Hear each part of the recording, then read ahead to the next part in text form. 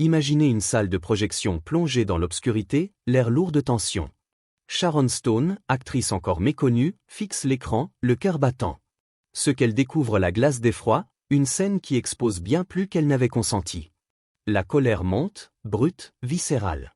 Elle se lève, traverse la pièce comme une tempête, et gifle le réalisateur Paul Verhoeven en plein visage avant de claquer la porte, laissant derrière elle un silence assourdissant. Ce moment, digne d'un climax de thriller, n'est pas une fiction. C'est le point de départ d'une des controverses les plus explosives d'Hollywood, un scandale qui a secoué l'industrie, redéfini la carrière de Stone, et posé des questions brûlantes sur le consentement, la manipulation et le prix de la gloire. Dans cette plongée vertigineuse dans les coulisses de Basic Instinct, nous décortiquons cet instant légendaire, explorons les batailles créatives d'un film culte, et révélons ce qu'il dit des dynamiques de pouvoir dans le cinéma. Attachez vos ceintures, partagez vos réflexions dans les commentaires, et plongez avec nous dans un récit aussi provocateur que le film lui-même. Où s'arrête l'art, et où commence l'éthique? Sorti en 1992, Basic Instinct n'est pas seulement un film, c'est une déflagration culturelle. Réalisé par Paul Verhoeven, maître néerlandais de la provocation, et écrit par Joe Estera, scénariste connu pour ses récits audacieux, le film est un cocktail enivrant de suspense, de sensualité et de subversion. Michael Douglas incarne Nick Curran, un détective de San Francisco plongé dans une enquête sur le meurtre sanglant d'une rockstar. Au cœur du mystère, Catherine Tramell, jouée par une Sharon Stone magnétique, est une écrivaine énigmatique, à la fois muse et menace, qui manipule les frontières entre désir et danger. Avec George Dzunza, Jeanne Tripplehorn et Wayne Knight en soutien, le film tisse une toile d'intrigue où chaque regard, chaque geste, est chargé de tension. L'histoire commence dans les années 1980, lorsque le script d'Estera, un texte aussi sulfureux que visionnaire, déclenche une guerre d'enchères frénétique à Hollywood. Les studios, fascinés par son audace, se battent pour acquérir ce bijou narratif. Carolco Pictures l'emporte pour un montant astronomique de 3 millions de dollars, avec une ambition claire: créer un film qui repousse les limites de la narration traditionnelle et de l'érotisme à l'écran. Verhoeven, avec son style visuel provocateur et son approche sans compromis, est le choix parfait pour transformer ce script en une œuvre qui marquera les esprits. Basic Instinct n'est pas qu'un thriller, c'est une exploration audacieuse du désir, du pouvoir et de la moralité, conçue pour choquer, séduire et défier. Le rôle de Catherine Tramell, personnage central et complexe, est un défi que peu d'actrices osent relever. Trop risqué, trop explicite, trop controversé. Des stars comme Michelle Pfeiffer, Julia Roberts, Debra Winger et Kim Basinger déclinent, intimidés par l'intensité du personnage et la réputation sulfureuse du projet. Après un processus d'audition marathon s'étalant sur plus de 8 mois, Sharon Stone, alors une quasi-inconnue, entre en scène. Son énergie brute, son charisme magnétique et son courage face à un rôle que beaucoup fuyaient bouleversent les attentes. Pourtant, Michael Douglas, star établi, hésite. « J'ai besoin de quelqu'un pour partager les risques », confie-t-il. Ce film va faire des vagues, et je ne veux pas être seul à encaisser les critiques. Mais l'audition de Stone le convainc. Sharon était parfaite, admet-il plus tard. Une actrice fabuleuse, taillée pour ce rôle. L'ascension de Stone est une saga en soi. Dans une industrie où les rôles féminins audacieux étaient rares, elle s'empare de Catherine Tramell avec une intensité qui mêle vulnérabilité, intelligence acérée et séduction envoûtante. Ce choix marque un tournant. Stone, outsider devenu icône, redéfinit ce que signifie être une femme puissante dans un thriller à haut risque. Son parcours, semé d'embûches et de doutes, témoigne de sa détermination à briser les barrières d'une Hollywood encore réticente à embrasser des héroïnes non conventionnelles. La production de Basic Instinct est un champ de bataille créatif, où les égos s'affrontent et les visions s'entrechoquent. Le script d'Estera, écrit à une époque où les récits provocateurs étaient rares, devient un terrain de luttes idéologiques. Verhoeven propose d'ajouter une scène de sexe lesbien, une idée qu'Estera juge exploitative, provoquant une fracture temporaire avec le scénariste et le producteur Irwin Winkler. Gary Goldman est appelé en renfort, réécrivant le script à plusieurs reprises.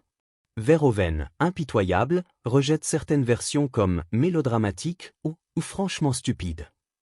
Après des mois de révision, la version finale conserve l'audace d'Estera, avec des ajustements subtils pour équilibrer provocation et cohérence narrative. Sur le plateau, l'engagement est total. Michael Douglas, par exemple, passe 4 nuits consécutives à conduire sur les marches escarpées de Kearny Street à San Francisco pour une scène de poursuite automobile, insufflant une énergie brute à la séquence. Les lieux de tournage amplifient l'atmosphère. Bien que l'histoire place la résidence de Catherine Tramell à Stinson Beach, le tournage se déroule dans un manoir somptueux près de Carmel by the Sea, à 120 miles au sud. Avec son architecture grandiose, ses jardins luxuriants et son aura de mystère, cette propriété incarne parfaitement le style de vie énigmatique de Tramell, renforçant les thèmes du pouvoir, de la séduction et de l'intrigue. Les techniques cinématographiques innovantes de Verhoeven ajoutent une dimension viscérale. Des angles de caméra audacieux au jeu de lumière qui soulignent l'érotisme, chaque plan est conçu pour captiver et troubler. Pourtant, cette quête d'audace sème aussi les graines d'une controverse qui éclatera bien au-delà du plateau. Le 18 mars 1992, Basic Instinct fait sa première à Los Angeles, suivie d'une sortie mondiale via TriStar Pictures. L'impact est immédiat et explosif. Son contenu sexuel explicite, sa violence graphique et sa représentation sans détour des relations homosexuelles divisent critiques et public. Certains saluent son montage audacieux, ses performances électrisantes et une bande-son de Jerry Goldsmith qui amplifie le suspense à des niveaux hitchcockiens. D'autres critiquent un développement des personnages jugés superficiels ou une narration éclipsée par son effet choc. Mais le public, lui, est conquis. Le film engrange 352,9 millions de dollars au box-office mondial, se hissant au 4e rang des films les plus rentables de 1992. Avec le temps, Basic Instinct transcende son statut de simple thriller érotique. Ce qui était autrefois taxé de sensationnalisme est aujourd'hui célébré comme un chef-d'œuvre du néo-noir. Les universitaires louent son exploration audacieuse de la sexualité, sa subversion des conventions narratives et son jeu avec les codes du film noir. Des éditions vidéo, incluant une version Director's Cut avec des scènes inédites, renforcent son statut de film culte, invitant à des réinterprétations constantes. Basic Instinct n'est pas seulement un film, c'est un phénomène culturel qui continue de provoquer, d'inspirer et de diviser. Au cœur de la légende de Basic Instinct se trouve une scène d'interrogatoire, devenue l'un des moments les plus iconiques et controversés de l'histoire du cinéma. Dans son autobiographie de 2021, The Beauty of Living Twice, Sharon Stone livre un récit poignant et brut. Elle affirme avoir été manipulée sur l'étendue de sa nudité dans cette scène. On lui demande de retirer sa lingerie pour éviter un reflet de lumière, avec la promesse que rien ne serait visible. On ne voit rien, juste retire ta culotte, le blanc reflète la lumière, lui aurait-on assuré. Mais lors d'une projection dans une salle remplie d'agents et d'avocats, Stone découvre une réalité bien différente, une nudité explicite, jamais consentie. Choquée, trahie, elle décrit sa réaction dans un élan de rage pure. « Je suis allé dans la salle de projection, j'ai giflé Paul Verhoeven au visage, je suis parti, je suis monté dans ma voiture et j'ai appelé mon avocat, Marty Singer. » Ce moment, qu'elle qualifie de « terrifiant », la hante, provoquant des cauchemars et un profond sentiment de violation. Stone affirme que son consentement a été bafoué, la scène finale révélant une exposition bien plus audacieuse que ce qu'on lui avait promis. Ce récit soulève une question cruciale. Où s'arrête la vision artistique et où commence l'exploitation? Paul Verhoeven, de son côté, défend sa décision avec véhémence. Il insiste que Stone était pleinement informé, affirmant que la scène, inspirée d'un geste qu'il avait observé dans la vraie vie, était essentielle à l'impact du film.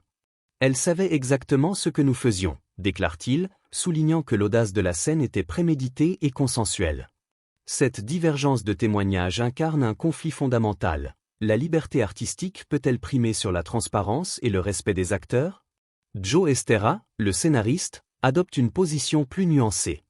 Il reconnaît l'efficacité dramatique de la scène, mais regrette qu'elle ait éclipsé les nuances du néo-noir qu'il avait voulu mettre en avant. La scène était formidable, mais elle a occulté la complexité du film, confie-t-il. Cette tension entre vision artistique, impact culturel et éthique personnelle reflète les divisions internes du projet et met en lumière les dilemmes d'une industrie en pleine mutation. La controverse dépasse le simple affrontement entre Stone et Verhoeven. Elle devient un symbole des dynamiques de pouvoir inégales à Hollywood, en particulier pour les actrices. Stone exprime une frustration viscérale face à une industrie où les femmes sont souvent vulnérables. J'ai eu l'impression qu'ils auraient pu engager quelqu'un qui sait jouer et se souvenir de ses lignes, pas manipuler ma confiance. Malgré son choc, elle choisit de ne pas poursuivre en justice, expliquant « C'était correct pour le film et pour le personnage, et après tout, je l'ai fait ». Ce choix, déchirant, reflète le dilemme d'une artiste partagée entre son engagement pour son art et la douleur d'une trahison personnelle. Le débat s'étend à des questions éthiques plus larges. Certains dans l'industrie minimisent l'incident, arguant qu'une actrice professionnelle aurait dû anticiper les implications de retirer sa lingerie devant une caméra. Sharon, toute actrice sait ce qu'elle va voir dans une telle situation, aurait déclaré un représentant. Mais cette perspective élude le cœur du problème, le manque de clarté et de consentement dans des scènes explicites. L'incident résonne même dans des contextes inattendus, comme lors du procès de Luca Magnotta en 2012, où les procureurs comparent son crime à l'imagerie du pic à glace de Basic Instinct, soulignant l'impact durable de la scène sur la culture populaire. De même, Jeanne Tripplehorn, dans une interview de 1993 pour Entertainment Weekly, révèle que la scène de sexe brutal entre son personnage et celui de Douglas était décrite comme « plus légère » par Verhoeven, ajoutant une autre couche de suspicion sur les pratiques du tournage. Basic Instinct reste une œuvre audacieuse, saluée pour sa subversion des normes et son exploration sans filtre de la sexualité. Mais la controverse autour de la scène d'interrogatoire continue d'alimenter les débats sur le consentement, le pouvoir et la responsabilité des cinéastes. Sharon Stone, avec une franchise brutale, rejette les récits alternatifs. En tant que celle qui a le vagin, je dis que les autres points de vue, c'est des conneries. Sa position, sans compromis, résonne comme un cri de ralliement pour les actrices confrontées à l'exploitation systémique. Le film, autrefois critiqué comme sensationnaliste, est aujourd'hui célébré comme un chef-d'œuvre du néo-noir. Les universitaires louent sa capacité à jouer avec les codes narratifs, à défier les attentes et à explorer la sexualité avec une audace rare. Des éditions vidéo, incluant des versions étendues, continuent d'alimenter les discussions, faisant de Basic Instinct un pilier du cinéma provocateur. Pourtant, son héritage est ambivalent, il a propulsé Sharon Stone au rang d'icône mondiale, mais à quel prix ? Les disparités financières entre Stone, 500 000 $, et Douglas, des millions, soulignent les risques pris par une actrice peu connue face à une star établie, et mettent en lumière les inégalités persistantes dans l'industrie. Basic Instinct n'est pas seulement l'histoire d'un film qui a redéfini le thriller érotique. C'est le récit d'une actrice qui a défié les normes, d'un réalisateur qui a poussé les limites, et d'une industrie confrontée à ses propres contradictions.